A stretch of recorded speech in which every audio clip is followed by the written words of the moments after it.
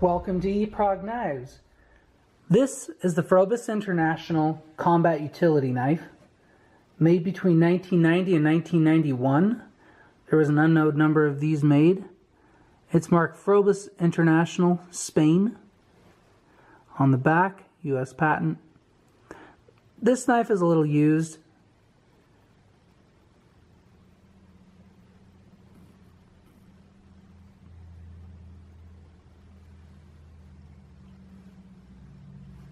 Originally designed for the Navy SEALs, this international version, made by Marto in Spain, features a black Zytel handle and black Zytel sheath.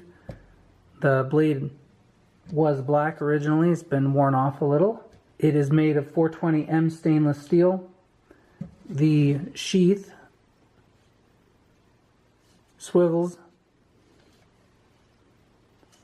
and can be clipped onto a belt. The knife is retained inside of the sheath with this clip, which you push down to remove the knife.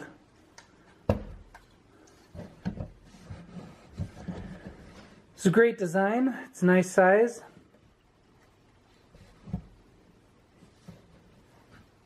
And an excellent addition to any collection of combat military knives.